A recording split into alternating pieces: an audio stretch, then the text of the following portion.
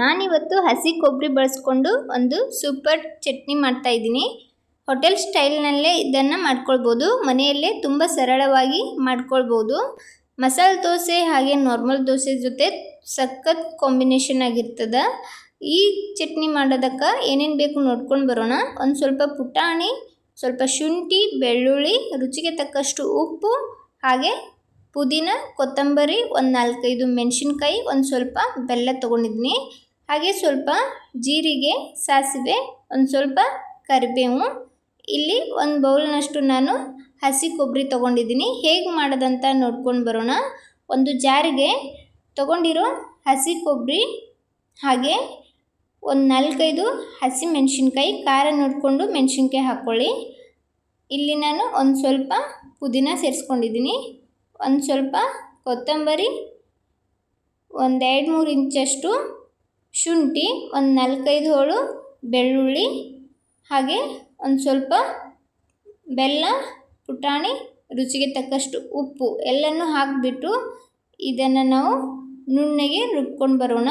ಇವಾಗ ನಾನು ಇದನ್ನು ತರಿತರಿಯಾಗಿ ರುಬ್ಬಿ ಇದಕ್ಕೆ ಬೇಕಾದಷ್ಟು ನೀರನ್ನು ಹಾಕ್ಕೊಂಡು ಈ ಥರ ನುಣ್ಣಗೆ ರುಬ್ಬಿದ್ದೀನಿ. ನಿಮ್ಗೆ ಯಾವ ಥರ ಚಟ್ನಿ ಬೇಕು ನೋಡಿಕೊಂಡು ಅಷ್ಟು ನೀರನ್ನು ಹಾಕ್ಕೊಂಡು ಚಟ್ನಿನ ರುಬ್ಕೊಳ್ಳಿ.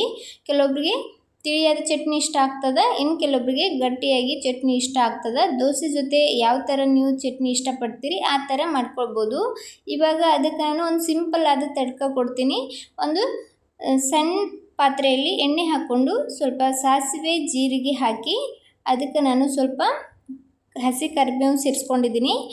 ಒಂದು ಮೆಣಸಿನ್ಕಾಯಿನ ಕಟ್ ಮಾಡಿ ಸೇರಿಸ್ಕೊಂಡಿದ್ದೀನಿ. ಇದೆಲ್ಲ ಗ್ಯಾಸ್ನ ಮೀಡಿಯಮ್ ಫ್ಲೇಮಲ್ಲಿ ಇಟ್ಕೊಂಡು ಒಂದು ಸ್ವಲ್ಪ ಹೊತ್ತು ಫ್ರೈ ಮಾಡ್ಕೊಳ್ಳೋಣ. ಸಿಂಪಲ್ಲಾಗಿ ತಡ್ಕ ಕೊಡೋದು. ಇವಾಗ ಗ್ಯಾಸ್ನ ಆಫ್ ಮಾಡಿ ನಾವು ರೆಡಿ ಮಾಡಿಟ್ಟಿರೋ ಚಟ್ನಿಗೆ ಒಂದು ತಡ್ಕ ಕೊಡೋಣ. ನೋಡಿದ್ರಲ್ಲ ವೈಟ್ ಚಟ್ನಿನ ಎಷ್ಟು ಸರಳವಾಗಿ ಮಾಡ್ಕೊಳ್ಬೋದಂತ.